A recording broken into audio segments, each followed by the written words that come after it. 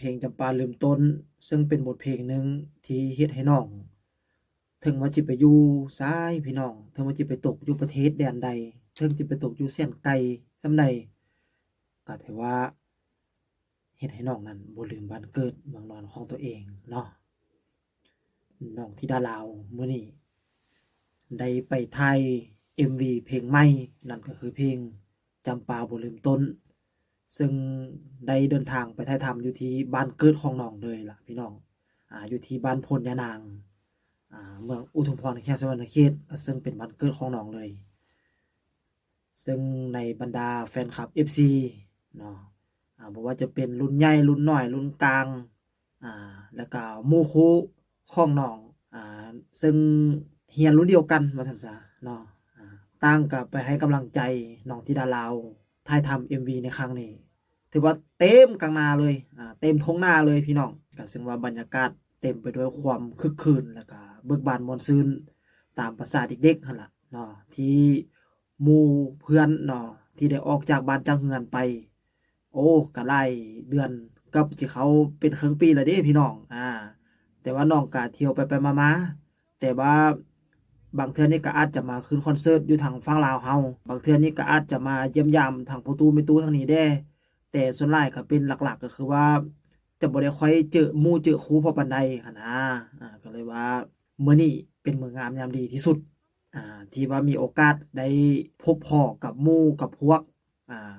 ซึ่งเป็นรุ่นเดียวกันเนาะซึ่งสร้างความอบอุ่นและก็ความน่าประทับใจให้กับน้องธิดาลาว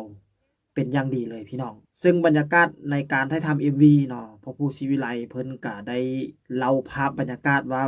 ต้องแม่นเป็นทงไร่ทงนาเท่านั้นพี่น้องเอ้ยว่าซั่นเห็นบรรดาเด็กน้อยแล้วก็ เป็นทงไร่ทงนาโดยเฉพาะยามนี้แม่นยามแล้งเนาะพี่น้องเนาะเพราะว่าเกี่ยวข้าวเอาเฟืองเรียบร้อยแล้วก็ถือว่าปล่อยงัวปล่อยควายลงทงลงท้าหั่นแหละตามภาษาบ้านๆเฮาเนาะ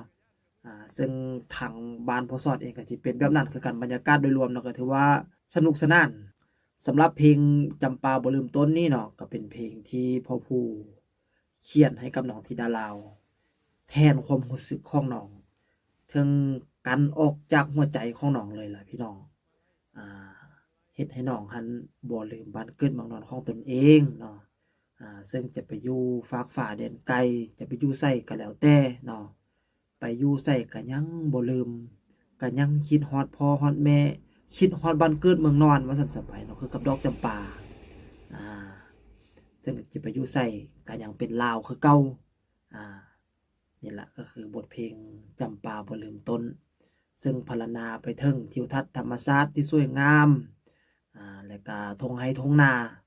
ซึ่งในการเดินทางในครั้งนี้เนาะก็จะมีทั้งแม่เจี๊ยบแล้วก็มีทั้งแม่พึ่งเนาะแม่เจี๊ยบก็ไปได้ไปฮอดบ้านฮอดเรือนน้องธิดาลาวไปเยี่ยมยามพ่อเฒ่าแม่เฒ่าไปเยี่ยมยามพ่อๆแม่ๆของน้องธิดาลาวเนาะซึ่งแม่เจี๊ยบนี้ก็ถือว่าเพิ่นเป็นแม่นมผู้หนึ่งที่คอยฝึกคอยสอนให้น้องธิดาลาวได้มีการเติบใหญ่ในวงการนี้เนาะก็คือว่าแม่เจี๊ยบ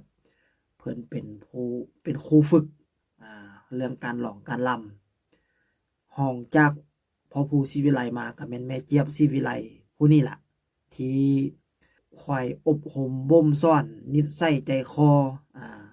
กิริยามารยาทต่างๆถึงการร้องการรำของน้องโดยเฉพาะก็แม่นการแสดงด้านหน้าเวทีเนาะพี่น้องเนาะอบอุ่นครับอบอุ่นมาลูกมาเออท่านว่าพาหมู่มาบ่นำทางหมู่ฮะบ่โอ้ นี่แหละครับบ้านน้องธิดาลาวของแท้คือหลังนี้นะครับอยู่กลางทงอยู่กลางป่านะครับพ่อกับแม่อยู่พี่เมื่อกี้นี่เพิ่นได้เงินมาไล่ครับได้เงินมาไล่ก็ซื้อเสาปูนครับเสาปูนกับสังกะสีครับที่ซื้อเสาปูนกับสังกะสีมาใส่เฮือนแล้วก็เพิ่นได้รถจักรให้พ่อขี่คันหนึ่งนะครับ ดีอันนี้ครับได้รถจักรมีบ้านงามๆหนึ่งหลังนั่นแหละครับพี่น้องครับอาจสิงามซ้ำหนองธิดาล่าวนั่นแหละเนาะนะครับรถจักร1 คันเติมหวังให้แม่พ่อเพิ่นพอได้ขี่ให้แม่พ่อเพิ่นพอได้ขี่นี่แหละที่ผู้บ่าวผู้แต่งก็คือจากชีวิตจริงของน้องนะครับขี่ก็จากบ้านหลังนี้นะครับขี่คนละเข้าไปพูดนำทางกันไปครับประมาณกิโลกว่าๆนะครับกิโลนิดๆนะครับ How many snacks can I get with that? Okay. Listen. Today, who dares to perform? Who dares to act in a movie gets 200 baht. Oh, who dares to act in a movie? Oh, uncle, you got it. Come with me. Who dares to act in a movie? Can't you? Dad will give you 200 baht. 200 Baht. Oh, you got it. You'll be the one to act for 300,000 baht. 00003000 000 no, not 300,000 at all. Who wants to perform? Raise your hand. เอาสำหรับบทเพลงนี้เนาะเพิ่นก็เกียมถ่ายทำเป็นที่เรียบร้อยกันแล้วตอนนี้ก็มีแต่ว่ารอท้าแต่มือที่เพิ่นตัดซิ่งเรื่อง MV เรียบร้อยแล้วก็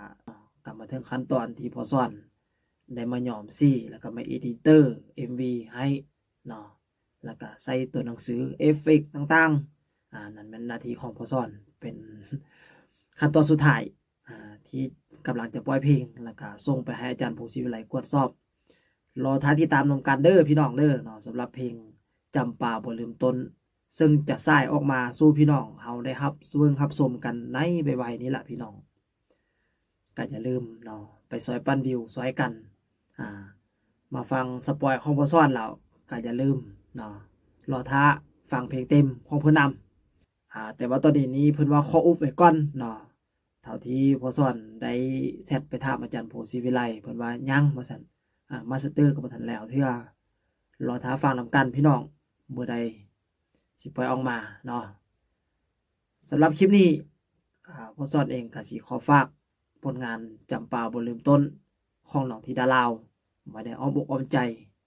ของพ่อแม่พี่น้อง FC เบิดทุกคนสบายดี